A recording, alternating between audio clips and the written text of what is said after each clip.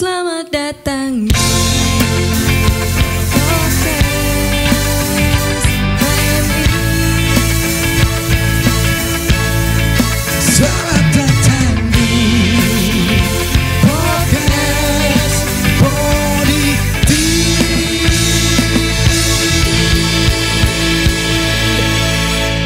Selamat datang di Poditi, Podcast for Humanity.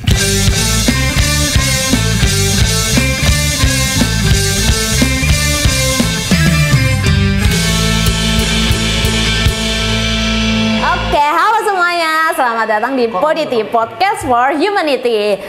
Kali ini, podcast kali ini agak spesial ya, karena ada sedikit yang berbeda dari podcast-podcast kita yang sebelumnya.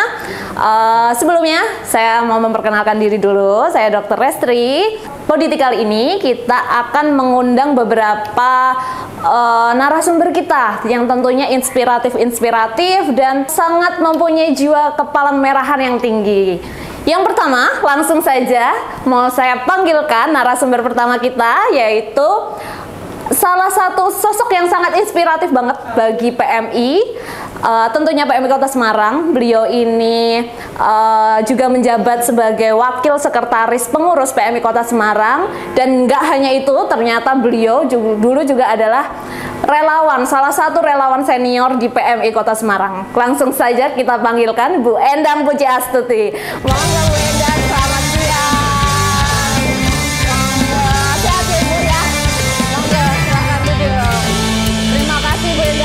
Bergabung bersama kita. Langsung saja saya mau panggilkan sekalian Bu, narasumber yang kedua kita. Pada kesempatan kali ini, podcast kali ini, kita juga sudah kehadiran tamu spesial lagi. Salah satu relawan dari PMI Kota Semarang. Beliau ini adalah sosok komandan relawan dari PMI Kota Semarang. Langsung aja ya kita panggilkan narasumber yang kedua kita, yaitu Mas Haikal.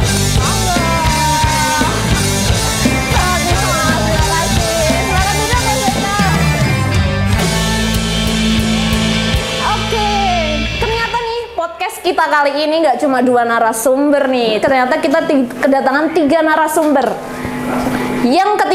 Narasumber yang ketiga kita adalah sosok yang sangat inspiratif banget, sosok yang sangat hebat banget. Ternyata beliau ini adalah ahli forest terapi. Beliau itu merupakan salah satu terapis dari forest terapi. Forest terapi itu adalah kegiatan yang mungkin ya lagi hype banget nih, lagi booming banget, lagi naik daun banget, terutama di daerah-daerah atau di negara-negara maju, terutama mungkin Jepang ataupun Korea, dan itu memang lagi digalakan banget nih tentang forest terapi karena mempengaruhi ke kesehatan mental. Penasaran kan? Nanti kita akan ngobrol lebih lanjut. Langsung aja kita panggilkan narasumber ketiga kita, Mas Rohman.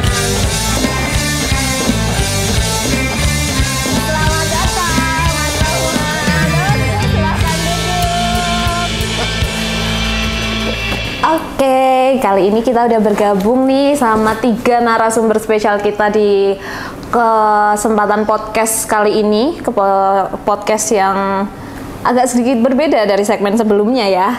Langsung aja kita sapa-sapa. Ini sudah bergabung bersama kita Bu Endang. Mohon izin Bu Endang, ada Mas Haikal dan Mas Rohman. Terima kasih banyak sudah berkesempatan ini untuk bergabung bersama kita Ibu, Bapak dan Mas di kesempatan podcast Poditi kita pada kesempatan kali ini ya. Sebelumnya nih guys, teman-teman, kita PMI atau Palang Merah Indonesia hari sebelumnya sempat memperingati hari yang sangat spesial, terutama untuk Palang Merah Indonesia terutama ya, karena kita memperingati suatu hari spesial. Ada yang tahu mungkin sebelumnya? Ada yang tahu? Ya.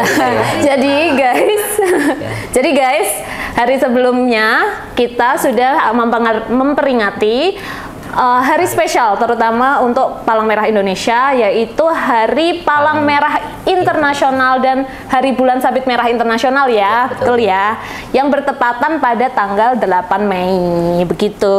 Nah, langsung aja nih, mungkin kita mau tanya-tanya, mau mengulik-mengulik tentang apa itu PMI. Mungkin ya teman-teman di sini kalau mendengar kata PMI atau Palang Merah Indonesia identik dengan donor darah, mungkin gitu ya, yang kebanyakan mungkin dari masyarakat betul identiknya seperti itu, adalah donor darah.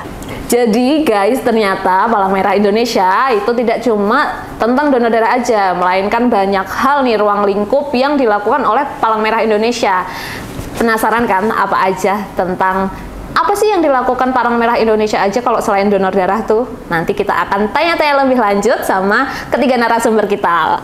Langsung aja ya, kita tanya-tanya, mungkin mengulik sedikit ke narasumber pertama kita, yaitu Bu Endang Pujiastuti. Mohon izin Ibu.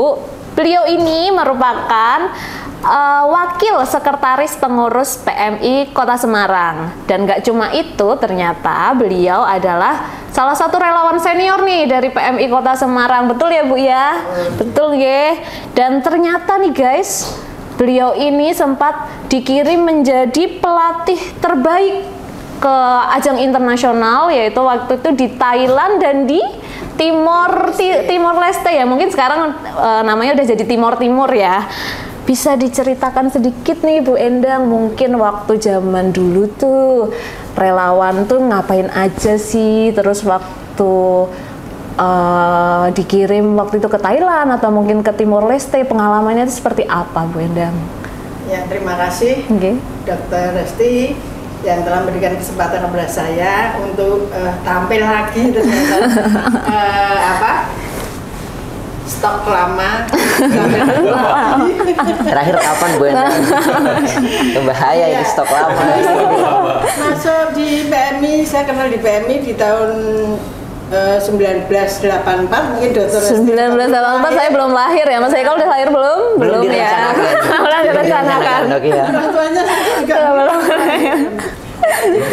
belum pacaran. Jadi anggota PMR saat SLTA. Terus bergabung di PMI sebagai KSR. Itu satu-satunya unit KSR itu hanya di markas. Mungkin bisa dijelaskan Ibu, KSR itu apa sih? KSR itu Korps Sukarela. Korps Sukarela salah satu keanggotaan yang ada di Palang Merah. Palang Merah. Nah, ini kebetulan di tahun sekarang ini, beliau adalah komandan kita. Wih, komandan KSR ya Bu, berarti ya. Unit markas. Wih, keren. Sangat mentes. Kecil-kecil cabai rawit, ternyata pedes ya. Kalau gitu kayaknya saya diem aja gitu ya. Memang kalau dulu itu fasilitas KSR itu belum selengkap sekarang. Tetapi tetap karena niat insunnya adalah membantu sesama. Dan alhamdulillah diperkenalkan kepada PMI. Ini ternyata tidak bisa keluar dari jauh. PMI. Nggak bisa keluar jauh-jauh ya Bu ya. Dari PMR menjadi relawan, terus jadi pelatih, jadi staf. Lulus staf itu 2 tahun. Saya diminta untuk membantu PMI sebagai pengurus. Jadi wakil. Dedikasinya udah berpuluh-puluh tahun, berapa puluh tahun Bu? 40 tahun, Masya Allah, hebat banget ya, keren sekali nih. Mantap banget. Nggak cuma lulus sih itu. Nggak cuma lulus sih itu. Ijazahnya sudah tidak membosankan. Iya. Itu kan katanya sempat ke luar negeri waktu itu ya Bu ya, ke Thailand sama ke Timor Leste. Nah waktu itu mungkin ngapain gitu Bu? Di tahun 19 berapa ya? 50 tahun PMI. Waktu PMI usia 50 tahun. Itu ada pemilihan pelatih teladan. Masing-masing kota kabupaten itu suruh mengirim portofolio. Saya tidak tahu kalau di Kota Semarang mengirim saya. Dan alhamdulillah lolos, sehingga saya dipanggil untuk ke tingkat provinsi. Di tingkat provinsi, alhamdulillah juga lolos dari Kota Semarang mewakili Jawa Tengah, dikirim ke nasional. Dan alhamdulillah juga Kota Semarang yang terpilih juara. Wih, mantap banget. Terus dikirimlah ke dari situ, Thailand itu. Dapat hadiah nih dari PMI pusat. Mobil. Yang Tapi disupport juga dengan PMI Kota. Saya dikirim ke Thailand untuk menceritakan bahwa kegiatan di PMI Indonesia itu apa saja. Ya, kalau PMI itu pasti Indonesia gitu kan. Terus apa saja. Nah, alhamdulillah di sana sangat menikmati sekali kegiatan-kegiatan kita yang mana mereka tidak ada di Indonesia ada. Itu salah satunya yang saat itu adalah kegiatan PRS atau pendidikan remaja sebaya, sehingga penanganan kegiatan-kegiatan ini lebih efektif dengan model pendekatan pendidikan remaja sebaya. Gitu. Kalau sekarang peer to peer gitu ya istilahnya Bu ya. Gitu ya. Kalau mungkin waktu delegasi tuh Bu ke internasional, ke luar negeri itu mungkin ada pengalaman yang kurang menyenangkan mungkin, atau sambutan-sambutan dari masyarakat dari mungkin Timor Leste sendiri yang zaman dulu mungkin masih zaman penjajahan mungkin untuk di sana ya. belum ya. Penjajahnya di Timor Leste itu kebetulan 2 tahun pasca Timor Leste berdiri merdeka ya. Keluar dari Indonesia. Kebetulan kita juga sebagai fasilitator PRS di mana mereka juga masih banyak yang menggunakan bahasa Indonesia dan memang karena mereka memang nggak jauh dari Indonesia ya Bu. Betul. Warga negara Indonesia baru 2 tahun pisah. Itu tempat-tempat yang dulu dimusnahkan itu saat terjadi kita ke sana lagi, itu tempat-tempat itu masih tetap seperti itu, belum ada pembangunan yang padahal sudah 2 tahun ya Bu. Sudah tahun, hampir 3 tahun karena saya di akhir tahun gitu ke sana. Bahkan saat pertama kali kita turun dari pesawat disambut oleh relawan-relawan di sana dan pengurus PMI, itu pengawalannya cukup ketat karena memang dalam tanda petik orang Indonesia banyak masih dianggap penjajah. Jahat. Tetapi setelah mereka kenal omong-omong, kita sharing, mereka sangat welcome sekali, bahkan menerima kita dengan malah jadi baik ya Bu, malah jadi mendukung ya kegiatan PMI di sana ya Bu ya. Nah ini Bu Endang, ini kan kemarin kita sempat memperingati hari penting ya, Hari Palang Merah Internasional dan Bulan Sabit Merah Internasional. Nah untuk tahun ini sendiri nih Bu, apa sih ya, mungkin ada tema khusus yang diusung mungkin, atau tagline khusus mungkin bisa diceritakan sedikit? Tema di tahun 2025 ini on the side of humanity. On the side of humanity. Kita berada di kegiatan selalu kemanusiaan. Jadi pihak kemanusiaan gitu ya Bu ya. Jadi apapun yang kita lakukan, aksi-aksi yang kita lakukan itu harus berdasarkan kemanusiaan gitu. Itu merupakan salah satu 7 prinsip dasar gerakan Palang Merah dan Bulan Sabit Merah. Nomor 1. Nomor wahid ya Bu ya, nomor yang pertama sendiri malah itu ya, kemanusiaan. Menarik banget ya ini ya, udah cerita zaman dulunya ternyata kayak gitu, mantep banget ya. Termasuk donor darah. Termasuk donor darah. Pertama kali saya donor darah ini saat menjadi pelatih itu, ternyata persyaratannya menjadi pelatih teladan itu harus sudah pernah donor darah. Harus sudah pernah donor darah. Itu saya nggak bisa Bu. Kenapa nggak bisa ya? Berat badan saya kurang. Oh, berat badan Ibu juga sama kurang. ya, sama Mas Haikal ya. Ternyata pernah langsing juga. Nggak seperti sekarang ini.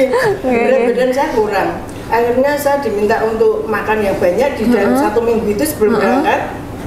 Terus alhamdulillah bisa diambil sekali, tetapi pokoknya ada buktinya bahwa kita sudah pernah donor darah. Sejak berawal dari yang pertama ini karena terpaksa, karena salah satu persyaratannya harus sudah pernah donor. Ternyata kok 3 bulan berikutnya itu kalau tidak donor kok rasanya kok ada panggilan untuk harus donor darah gitu ya Bu ya. Sampai sekarang. Namun karena di PMI Kota Semarang ini saat itu dari 80 karyawan itu yang mempunyai golongan darah AB itu hanya saya. Oh, ini termasuk golongan darah langka ternyata ya ini ya Bu Endang ini ya. Ningrat. Keluarnya biru dah, Bu. Apakah warnanya biru Bu Endang? Itu karena saya golongan darah AB di mana saat itu memang sangat langka, memang benar disampaikan sedikit Dr. banget Asti. ya.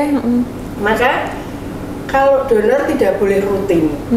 Dalam artian kalau di sana tidak ada stok baru dipanggil. Karena sewaktu-waktu saya dipanggil kan saya bisa karena memang saya orang PMI. Tetapi daripada diambil di sana tidak ada yang nggak kepake ya. Ada, masa kan dari luar sana kan eman-eman. Iya, betul. Sampai sekarang saya sudah berapa tahun nih? Hampir 25 tahun, 30 tahun ini untuk donor darah tapi 25 saja belum.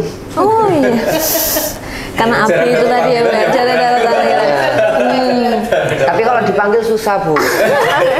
Nanti jadi kayak panggilan lah, itu bahaya itu.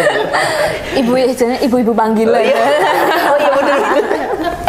Baik Bu Endang, ini kan tadi temanya on the side of humanity atau di pihak kemanusiaan. Nah, apa sih Bu mungkin rangkaian-rangkaian kegiatan atau mungkin sudah ada program apa nih yang sudah dilakukan oleh PMI Kota Semarang sendiri untuk melaksanakan nih mungkin dari tema itu sendiri di pihak kemanusiaan itu sendiri Bu? Mungkin ada kegiatan apa yang sudah dilakukan?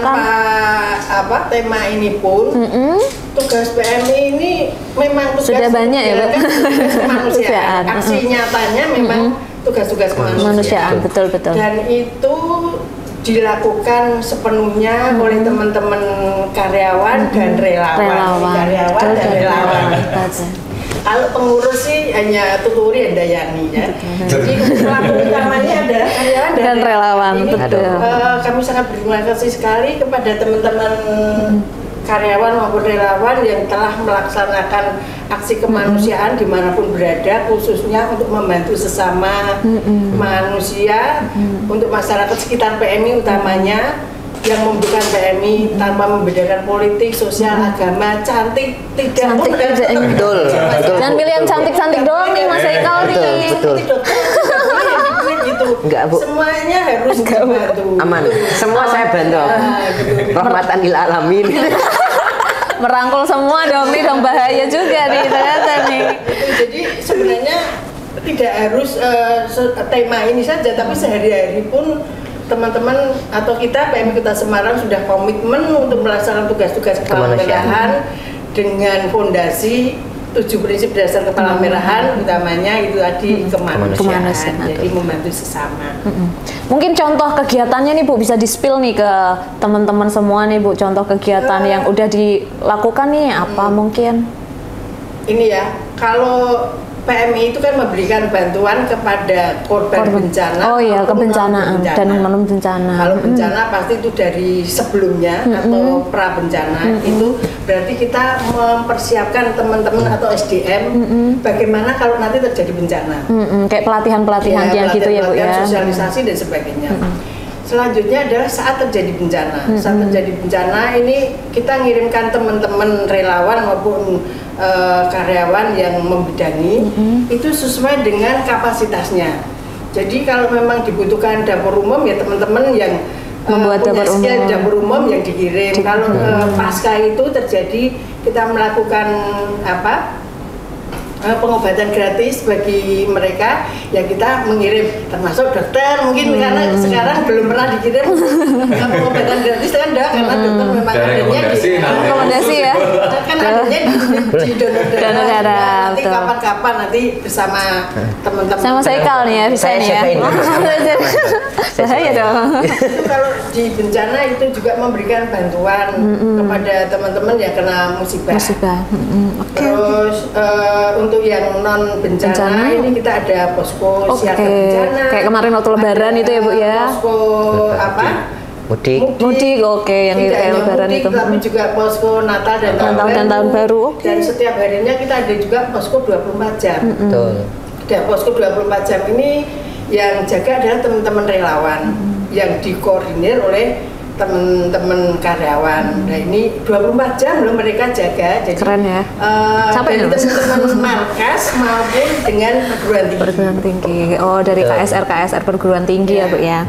Sama mungkin ada ke-8 Mei kemarin kan di Unit Donor Darah ada event juga, itu termasuk salah satu kegiatan nih Bu? Salah satu kegiatan kita itu untuk hari-hari besar Palang Merah itu kita selalu ada event menu donornya ditambahi sehingga Dapat kaos. banyak dapat kaos.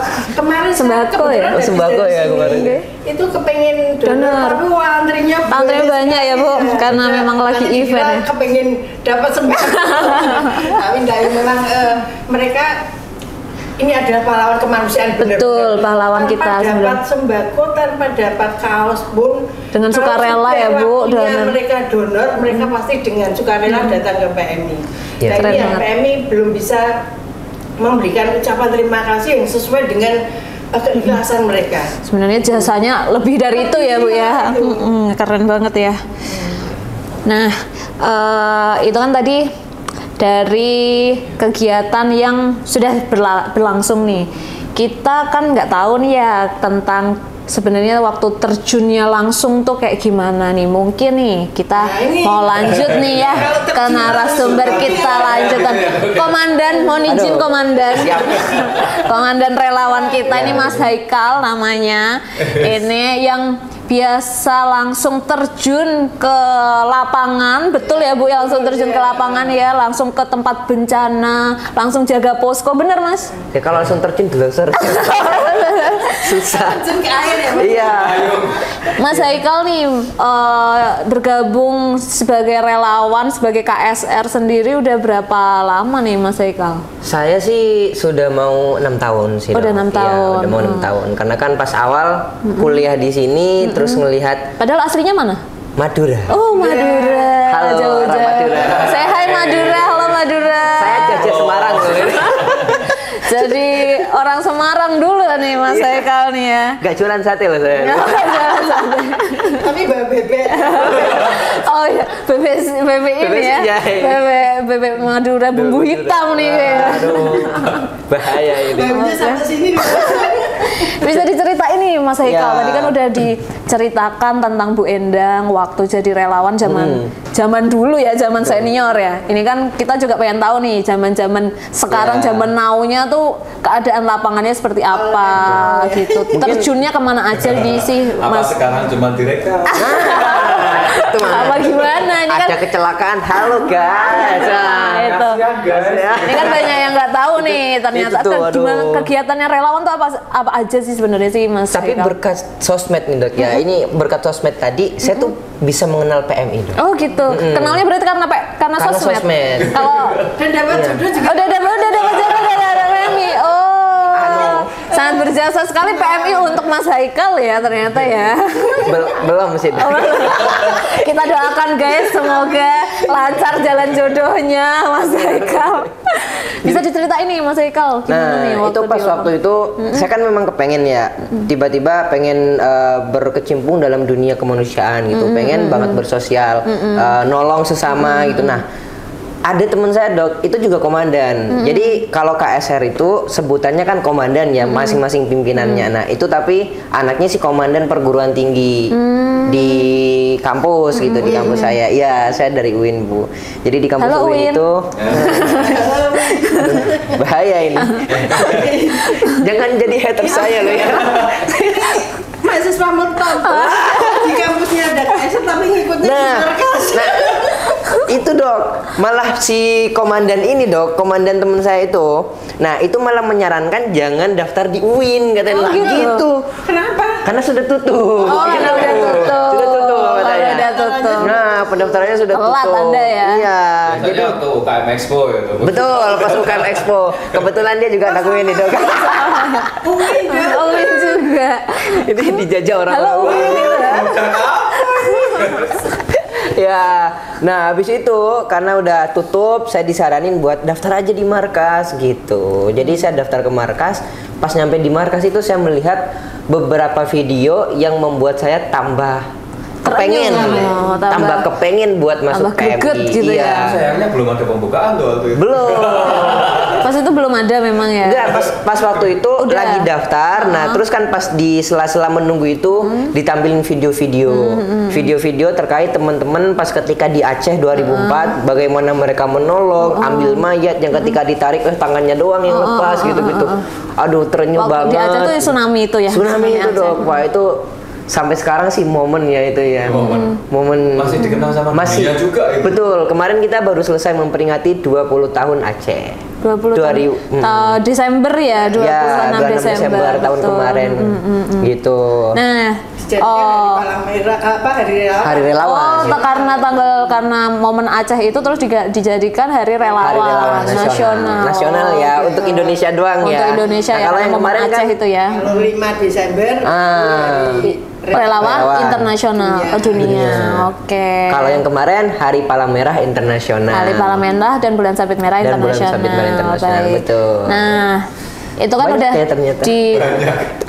itu kan ada latar belakang Mas Haikal nih, kenapa pengen banget terus jadi relawan. Nah, setelah jadi relawan tuh, terus ngapain aja ternyata? Ternyata setelah jadi relawan dulu sorry terjun ya? Jadi Terjun ada ke feelnya lapangan. tersendiri ternyata dok. Ketika setelah saya masuk di relawan, ada tambah feeling tambah enak gitu bahwa ketika kita berhasil menolong seseorang, rasanya luar biasa banget. Kayak Dan itu hero ya? Iya, kayak nggak Kayak bisa Superman. diungkapkan pakai kata-kata gitu. Jadi yang bisa ngungkapin cuman iya gitu. Berarti saya sampai 40 tahun. Lalu sampai 40 tahun. Jangan-jangan nih Pak Mas Haikal ini nanti bakal jadi 50 tahun mungkin ya. Walaupun tidak mungkin dari kota Semarang. Ya. Bisa lanjut ke mungkin lanjut ke Madura atau mungkin Betul. istrinya nanti orang Kalimantan pindah Kalimantan gitu ya Mas ya. Kalimantan Mas. Belum. Ini Udah. bukan teknikal di sini ya, tiba-tiba Udah ini. pernah terjun kemana aja berarti Mas Saya Haikal? sih udah pernah ke mana Bencana. Oh, banjir gubuk waktu ya, itu. tapi kan saat ini kan saya kan dikasihkan mandat buat jadi komandan.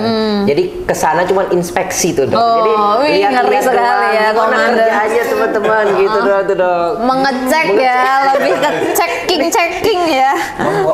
Mengkoordinir kurang apa gitu. Nah tapi pas ketika saya lihat teman-teman ketika di lapangan, memang yang paling diberikan kepercayaan lebih oleh masyarakat tuh biasanya yang Dari berlogo PMI. Palang Merah dok. Oh, jadi kayak lebih dipercaya. Lebih dipercaya. Karena kita PMI. Betul, gitu ya. karena Dari dulu dok. dari dulu betul bu. Betul saat pembangunan waduk Gajah Mungkur. Gajah Mungkur. Itu kan ada perseteruan masyarakat Masyarakat. yang digusur itu siapapun tidak boleh masuk.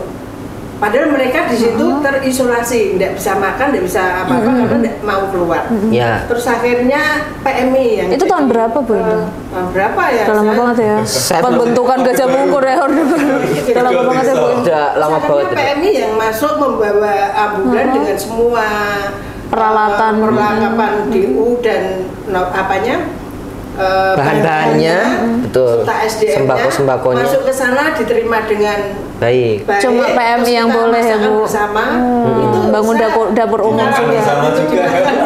Betul juga ya. Ya. Lebih terpercaya gitu lah Terpercaya ya. dok. Jadi pemerintah-pemerintah itu misal nih camat dan lain sebagainya itu biasanya lebih mempercayakan itu kepada teman-teman Palang Merah. Oke. Pas saya tanya-tanya kenapa sih lebih percaya kami, karena kalau dilihat dari segi kinerja teman-teman Padahal wajahnya oke. kayak gini ya, Iya, menurut masih saya. unyu-unyu gitu kan. Nah, Iya, komandan, siap salah komandan nih.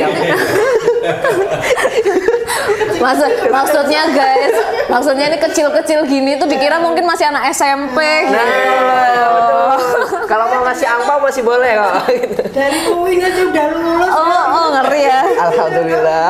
Mungkin nih waktu terjun nih Mas Haikal ada mungkin apa sih sukanya, apa mungkin ada apa banyak sukanya, apa banyak dukanya, atau mungkin nggak ada sukanya atau malah duka semua atau banyak dukanya nih, gimana nih Mas Haikal nih? Kita apa ya? dusu. Duka suka. Duka suka kan, dan jadi, suka dan duka. Duka itu jadi suka buat kita gitu dong. gitu. Jadi teman-teman itu kan mesti sebelum berangkat ataupun sesudah dari penugasan kan ada debrief namanya. Kalau sudah penugasan mereka debrief gimana caranya nanti. Debrief itu kayak briefing gitu. Nah, debrief itu menghilangkan apa yang mereka dapat ketika ada di bencana. Oke. Jadi ya hal-hal yang di bencana itu tidak terbawa kembali ke keluarga. Misal nih dok, di bencana ada perseteruan tadi antara masyarakat dan teman-teman misal gitu. Kan hal itu kan negatif banget tuh dok. Mental kita terdistorsi banget. Nah, jadi mau nggak mau nanti mungkin ya ini forest therapy ini nanti dok. Kita harus ngapain dan lain sebagainya. Nah itu kan bisa mengganggu kinerja kita. Nah ketika itu kemudian langsung dibawa ke keluarga, kasihan keluarga. Nah makanya kemudian setelah penugasan kita mesti ada debrief. Akhirnya yang awalnya kita mindsetnya kalau kayak gini kita berbenturan dengan hal-hal negatif itu nggak baik. Hal-hal negatif itu mindsetnya adalah kita nanti capek dan lain sebagainya. Itu malah jadi bahan lonjakan buat kita. Malah jadi pemicu ya, lebih gitu. Biar lebih semangat malah lagi. Ada cerita-cerita yang bisa kita tertawakan setelah itu gitu loh dok. Ternyata nih si Mas Haikal nih waktu jaga malah ngorok gitu ya. Gitu dong. Jaga tapi sambil nanah air. Nggak gergaji ya bu. Takutnya gergaji. Ya. Menarik banget ya. Tapi yang bergabung di relawan tuh cukup banyak ya mas ya? Banyak dok. Banyak ya. Ini saat ini anggota saya tuh ada sekitar 116 orang. Wih, komandannya Mas Haikal. Oh ngeri sekali hanya ya. Di markas, hanya di markas. Ya. Perguruan tinggi beda banyak lagi. Juga, padahal banyak ada juga ya. Ada padahal di Semarang itu kita punya 18 perguruan tinggi yang ada KSR-nya, yang ada relawannya. Dan komandannya bukan Mas Haikal tapi? Ada komandan sendiri-sendiri. Nah, cuman kayaknya sentralnya ya di di markas dong. Oh berarti ini komandannya komandan dong. Waduh, ngeri banget ya. Gak boleh. Kita setara. Nanti saya di demo sama perguruan tinggi ini. Okay. Itu kan tadi disepil nih sama Mas Haikal tentang debrief. Jadi menghilangkan efek-efek negatif biar apa sih yang kita lihat kita dapat waktu di tempat bencana, mungkin dia akan menolong korban, melihat yang sesuatu yang nggak kita inginkan. Betul. Waktu itu yang kejadian mungkin yang sangat menyentuh banget dan mungkin menjadi seperti kejadian traumatik gitu kan. Betul. Itu harus dihilangkan ya, harus dihilangkan kan tadi seperti itu. Bisa salah satunya nih mungkin dari kita mau ngobrol lanjut ke Mas Rohman. Nah, solusinya di situ ya dok. Ini mungkin nih ada jawaban nih ternyata dari sini nih. Nah, dari Mas Rohman ini kan sebagai terapis ya Mas ya, ahli forest terapi. Nah, itu tadi mungkin disepil nih sama Haikal. Nah, ini bisa ke forest terapi. Nah, tadi dari setelah the brief itu mungkin ada traumatik arahnya ke forest terapi. Mungkin nih Mas bisa diceritain mungkin ya apa? Teman-teman di sini kan banyak yang mungkin belum tahu nih tentang forest terapi. Padahal nih sebenarnya kegiatan forest terapi itu lagi hype atau lagi booming, terutama di negara-negara maju seperti Jepang, seperti Korea mungkin, yang mungkin angka-angka kesehatan mentalnya nih agak tinggi ya, agak ada kejadian lah, ada gangguan tentang kesehatan mental mungkin. Makanya terus mereka menggalakkan kegiatan yang bagus banget nih untuk merilis traumatik untuk meningkatkan lagi kesehatan mental, yaitu forest terapi. Tapi mungkin banyak nih teman-teman kita nih Mas Rohman yang belum tahu tentang forest terapi. Bisa dijelaskan sedikit mungkin nih Mas Rohman. Ahli. Apa sih forest terapi gitu? Oke, baik. Terima kasih Dr. Estri, Bu Enda. Ini izin sekali. Siap, Komandan.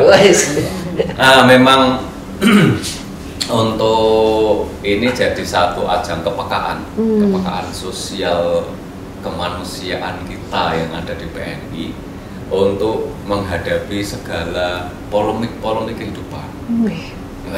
Bahasanya kehidupan ya. Iya. Terapi. Karena memang tingkat stressing di era sekarang yang serba cepat, serba perfect, terus serba Apalagi apa kota ya, besar ya. di Iya, kehidupan kota di kota besar kan ya, terutama seperti ya. itu ya kira-kira. Apalagi Gen Z ya mas, Gen Z, Gen Alpha nih kayaknya lagi Tuntutan krisis zaman. ini nih kesehatan. Apa sih kesehatan yang enggak mental buat gitu kamu ya. gitu kan? Apa-apa Oke. kesehatan mental lah gitu. Kita sebenarnya memang mempelajari ini tentang forest therapy itu. Forest therapy sendiri itu memang dari Jepang, Memang asalnya dari Jepang. mengadopsi tradisi yang ada di Jepang itu Shinrin-yoku. Namanya Shinrin-yoku. Ya, Shinrin-yoku menenggelamkan diri di hutan untuk meraih atau untuk mendapatkan energi hutan yang positif secara alami. Dan itu sudah dikenal sejak dulu ya. Dulu sekali ya Iya. kalau ini ya, kalau Jepang. Sehingga kalau di Jepang itu memang di beberapa taman nasional yang sudah ada di Jepang itu sudah diberlakukan yang ini kawasan untuk terapi hutan, ini tempat-tempat untuk- khususnya ya, untuk berarti ya. melakukan satu aktivitas Shinrin-yoku itu sendiri di Taman Nasional Hokkaido, misalkan pegunungan Hokkaido juga ada. Terus barangkali ada beberapa titik yang ada di Jepang. Kemudian pengembangannya itu sudah sampai di Korea, bahkan yang sampai di Malaysia juga sudah. Malaysia juga sudah. Kanada salah satunya itu. Dan kebetulan kalau di Indonesia itu masih minim. Masih belum banyak. Ya. Dan PMI mempelopori ya. Seharusnya PMI ini pelopori nggak banget ya. Nah, kira-kira kalau yang di luaran sana sudah dikembangkan menjadi alternatif Pengobatan gitu ya. wellness bay. Oh. Nah, kita baru mencoba nih kira-kira adaptasi yang sesuai untuk hutan tropis yang ada di Indonesia ini seperti apa. Itu kita beberapa pertemuan baru dirumuskan untuk mengarah ke situ.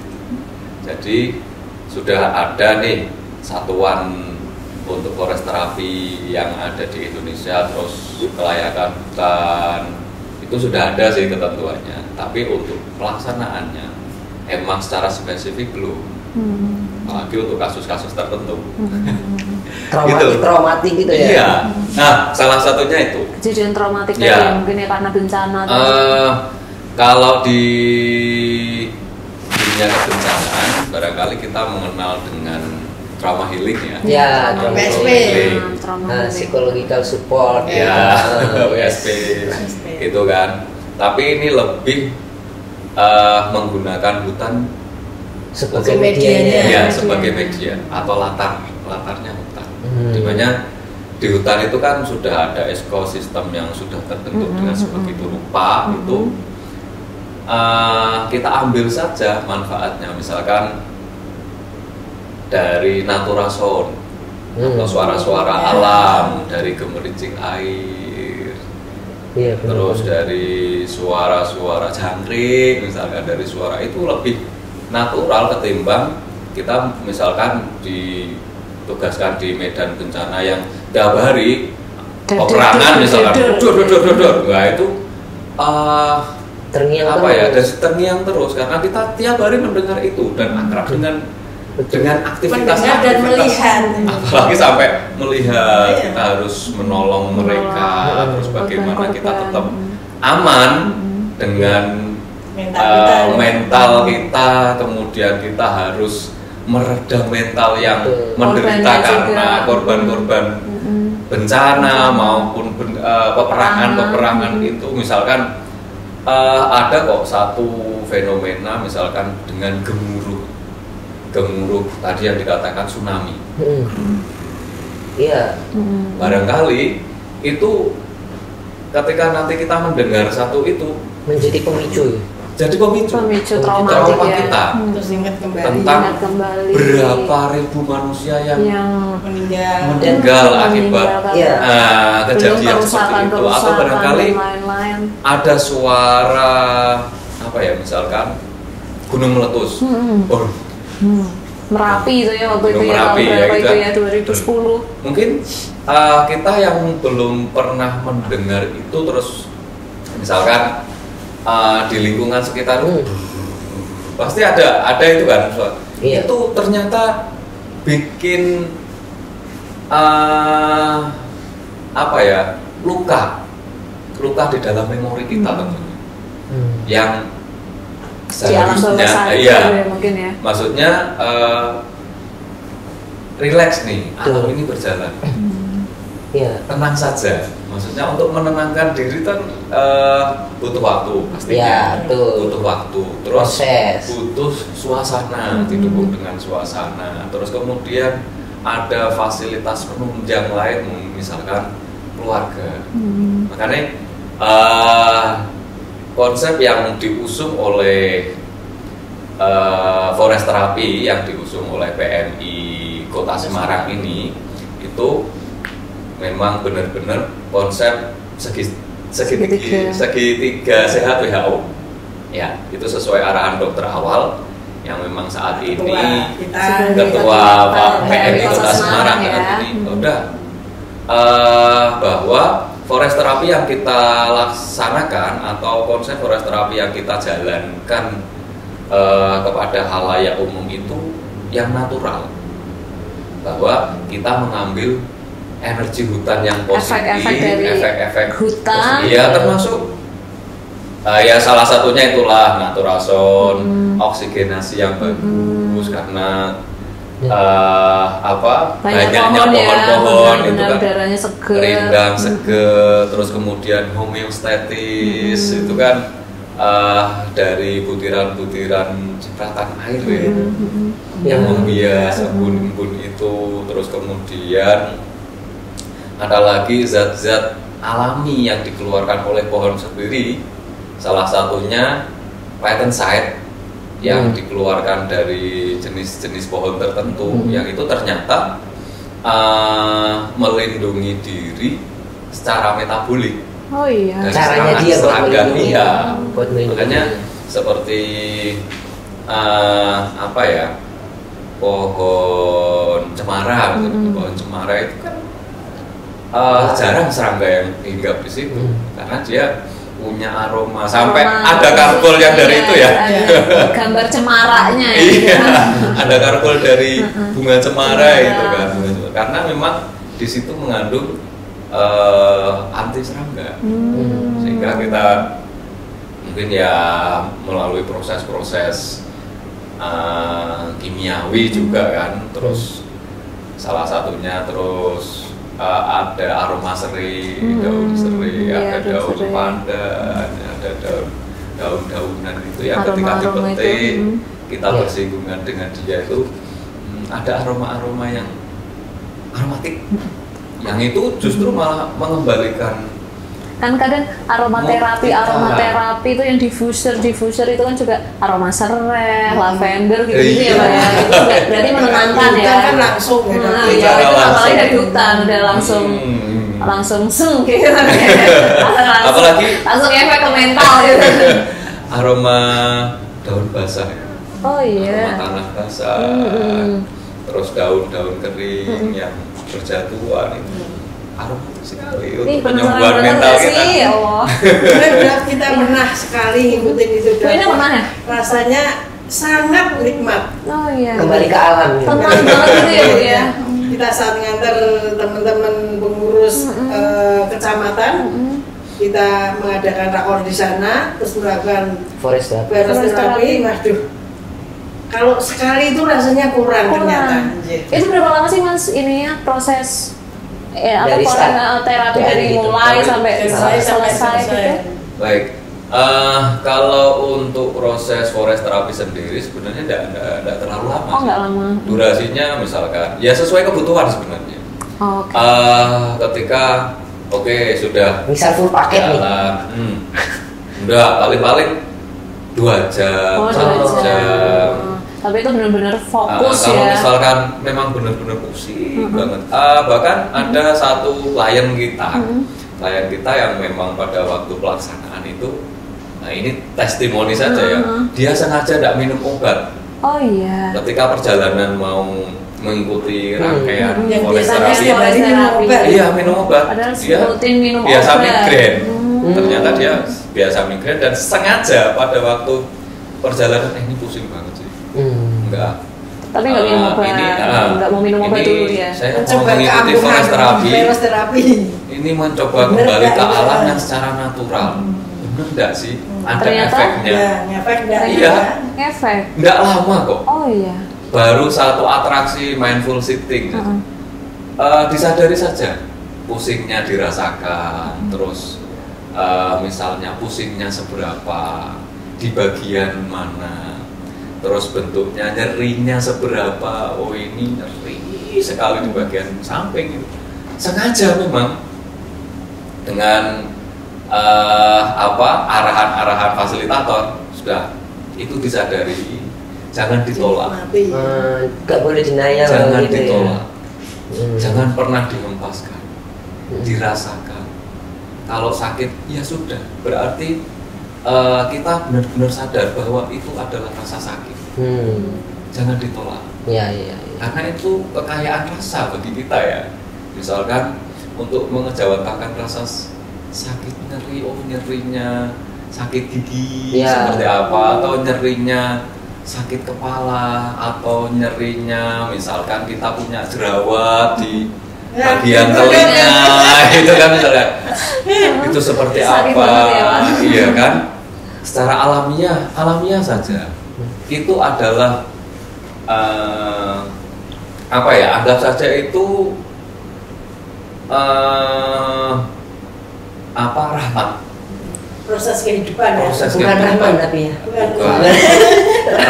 rahmat yang alami, bahwa kita itu ini loh Keberkahan. proses pendewasaan atau proses pengalaman yang Experience. secara Nah, dinikmati saja. untuk tadi nih Mas Rohman yang tentang korban-korban mungkin bencana baik dari banjir dan lain sebagainya, dia kan mungkin ada traumatik karena mengalami kejadian itu, mungkin juga karena mengalami kehilangan orang-orang yang dia sayang, mungkin terus jadi ada rasa trauma, mungkin karena banjir dia kan terus waktu hujan jadi traumanya timbul gitu. Apakah bisa tuh diterapi dengan forest terapi itu sendiri, Mas? Bisa. Bisa ya? Bisa. Karena secara mentalitas, emosional seseorang itu lebih tertata. Oh, karena kayak melegowokan gitu ya, Mas ya? Maksudnya kita di Menata forest mental. terapi dengan segitiga sehat WHO ini untuk membelenkan antara kesehatan mental, sosial, dan fisik. Fisik. Supaya kita bisa meraih semuanya ini gimana nih? Atau misalkan dampak dari bencana itu sendiri, misalnya kakinya harus diamputasi yang dulunya sehat, ada semua dengan komplit secara physically. Tiba-tiba ini misalkan dia kejatuhan reruntuhan, misalkan kejatuhan reruntuhan, kemudian dia mengalami shock karena satu kaki atau dua-duanya yang harus diamputasi karena memang sudah retak dan membusuk misalnya gitu kan. Karena proses evakuasi yang dilakukan itu kan misal proses bencana itu kan banyak sekali ya korbannya, berceceran. Lah satu proses itu kan butuh waktu, sehingga proses pertolongan ini tidak bisa dilaksanakan serta-merta gitu, karena kompleksitas bahasanya kalau korban Juga pakai skala prioritas ya. Iya. Didulukan mana yang ditolong gitu kan. iya dia shock, belum bisa terima yang dulunya bisa jalan Jadi, enak, ya, yang betul. selama ini bisa petentang-petenteng barangkali ya, petentang-petenteng, bisa lari-lari, bisa menikmati. Dari proses ini kita menggunakan teknik mindfulness, yaitu kesadaran penuh, bahwa dari kesadaran penuh ini kita menyadari, oh kita patut menghargai ini pemberian alami dari Tuhan. Mencoba untuk Ya, menyadarkan menerima keadaan Ya, gitu menerima Pak. satu penerimaan ini secara penuh. ini bukan sakit kok, Betul. tapi ini pelajaran yang berharga untuk pendewasaan kita secara personal. Nanti kita tetap masih bersosial, misalkan kadang-kadang kan ada nih yang karena satu kejadian itu, wah saya ini suami yang nggak berguna. Ya dinanya langsung. Ya misalkan dulunya saya bisa bekerja, dengan begitunya sekarang saya nggak berguna, saya hanya membebani keluarga yang harus merawat saya seperti ini. Ini kan satu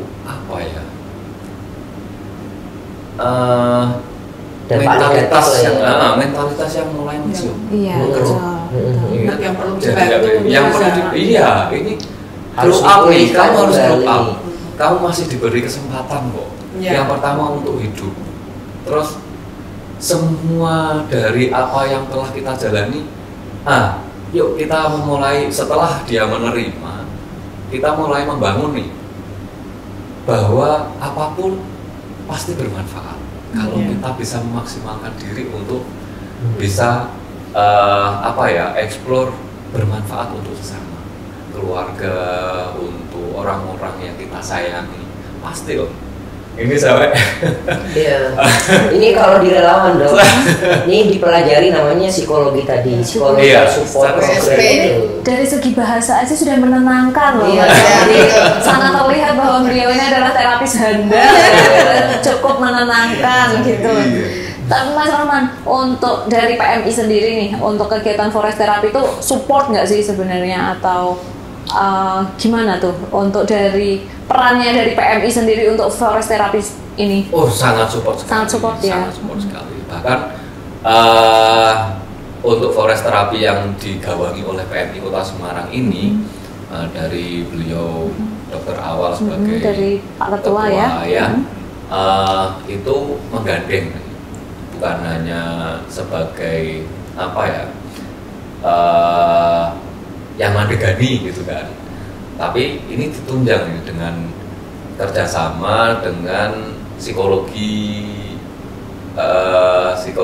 ilmu kejiwaan yang ada di Undip, termasuk ya di situ kita dibina atau diarahkan yang secara psikis sama Dr. Natalia Dewi yang psikiater ya, dan dokter jiwa ya, dan yang untuk pelaksanaan di terapi di lapangan atau di hutannya itu kita dipandu atau didatangkan langsung narasumbernya yang dari Universitas Gunadarma, Dr. Hendro Prabowo, itu memang sengaja didatangkan untuk membina kita sebagai terapis hutan yang nantinya akan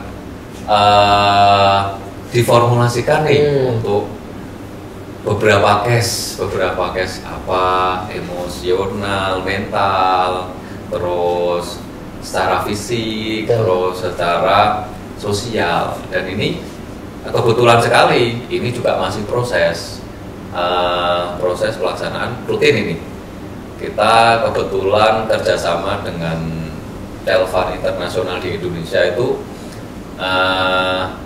meneliti tentang efek forest terapi bagi anak dan remaja penyintas adiksi gadget. Terus yang kedua untuk trauma bencana. Cocok tadi ya sama yang diceritain Mas Haikal kan, ya. Biar mereka itu tidak berlarut-larut Mas ya, tapi menyandang traumatik yang tidak terobati paling enggak. Ini kayaknya solusi buat generasi milenial ya, sedikit-sedikit. Aduh, ini mental health gue terganggu nih, kayak sedikit update status atau mungkin sedikit-sedikit mungkin update apa tentang mental health. Coba dulu forest therapy. Oke, bisa gabung ya.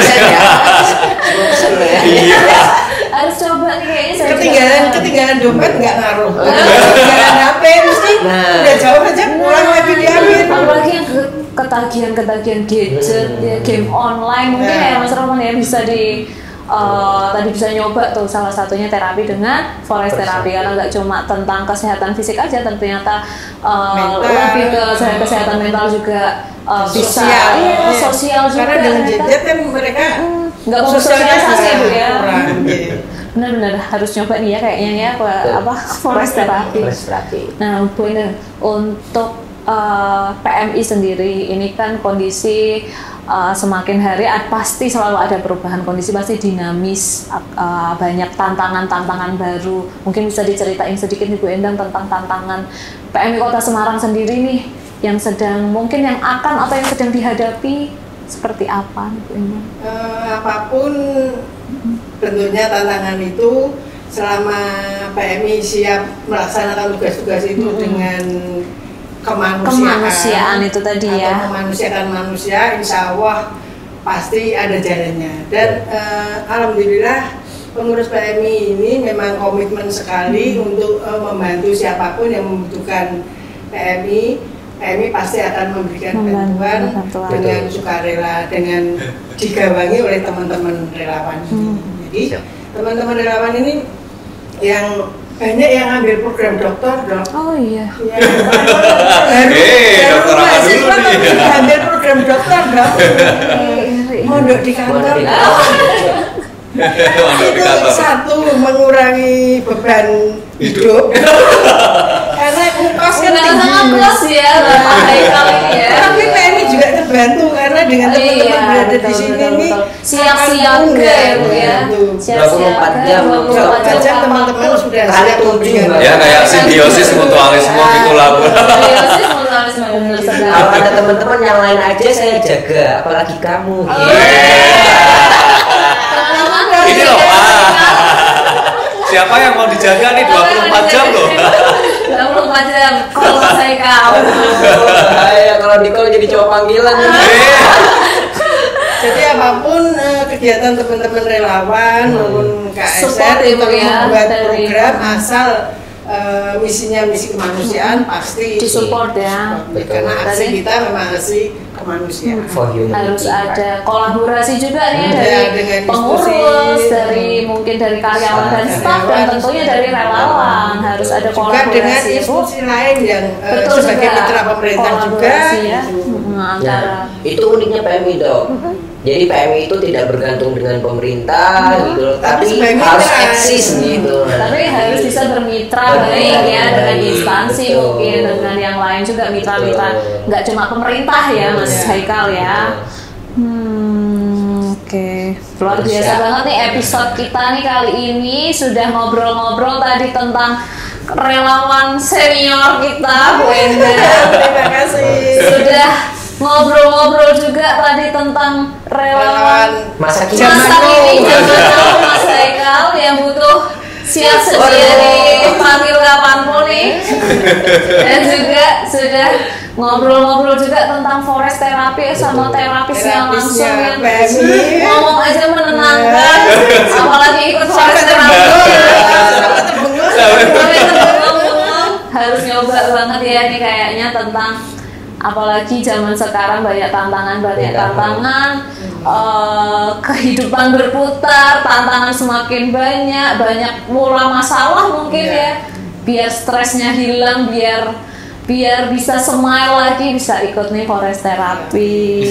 Baik, teman-teman, cukup seru banget nih podcast Poditi kita pada episode kali ini membahas tadi tentang hari yang memperingati ya, lebih tepatnya memperingati Hari Palang Merah dan Bulan Sabit Merah Internasional yang jatuh pada 8 Mei.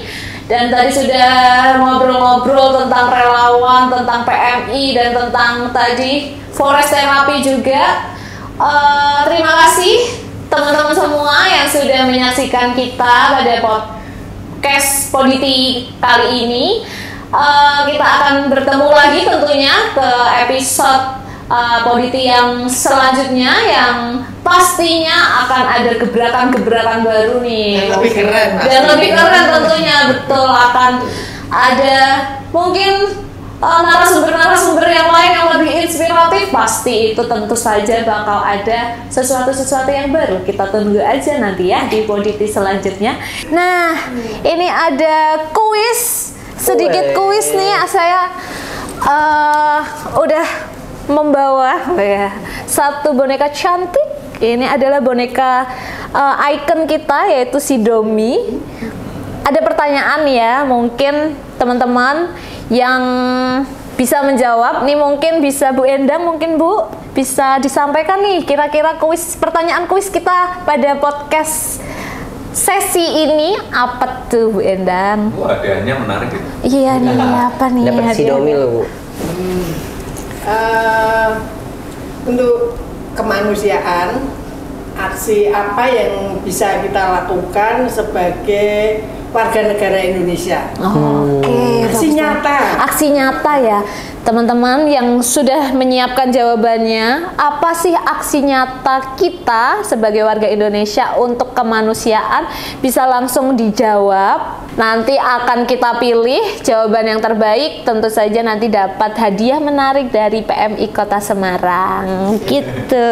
Kita mungkin akhiri aja sesi podcast kali ini yang memperingati Hari Palang Merah dan Bulan Sabit Merah Internasional. Tadi terima kasih Bu Endang, terima kasih Mas Haikal dan Mas Rohman sudah bersedia meluangkan waktu untuk bergabung, kita cuap-cuap ngobrol-ngobrol santai tapi tetap bermakna ya, walaupun santai tapi tetap mempunyai makna dan mempunyai bermanfaat tentunya, meningkatkan juga semangat teman-teman semua nih tentang pentingnya peran kemanusiaan tentunya untuk masyarakat luas dan untuk Indonesia tentunya. Saya tutup podcast Poditi kali ini. Terima kasih, sampai jumpa.